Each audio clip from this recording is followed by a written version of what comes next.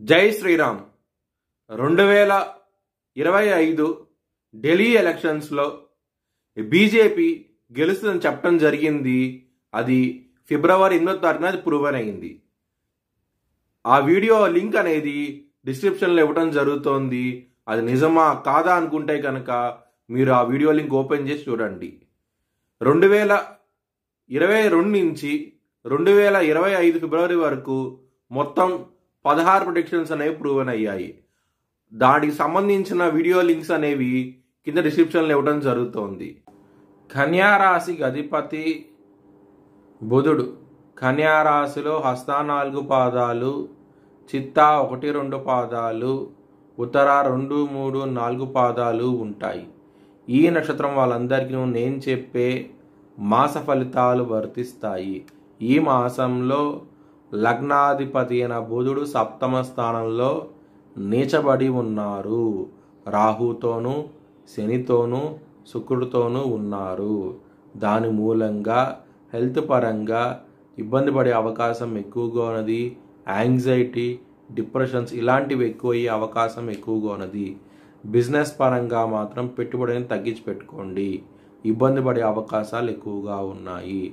కుటుంబాధిపతి అయిన శుక్రుడు మీకు మంచి స్థానంలో ఉండటం మూలంగా మీకు మనీ పరంగా కుటుంబ పరంగా మంచి ఇంప్రూవ్మెంట్స్ అనేవి ఉంటాయి.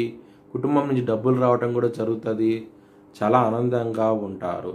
శని భగవానుడు 6వ స్థానం నుంచి కలత్ర స్థానానికి రావటం మూలంగా కొంచెం భార్యాభర్తల మధ్య గొడవలు వచ్చే అవకాశం ఎక్కువగా ఉన్నది. కాబట్టి మీరు ప్రతి శనివారము హనుమాన్ చాలీసా పారాయణం చేయండి.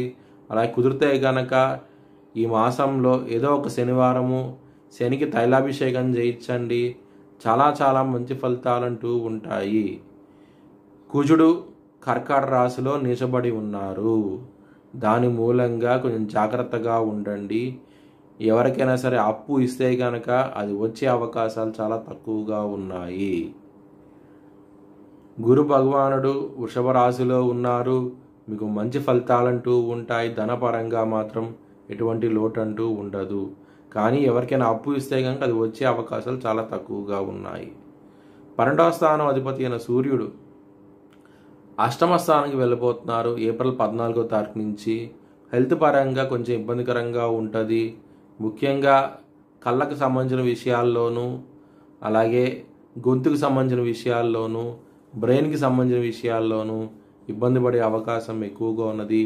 మతిమరుపు అనేది అధికంగా ఉంటుంది. కొంచెం జాగ్రత్తగా ఉండండి. సూర్యాష్టకాన్ని చదువుకోండి.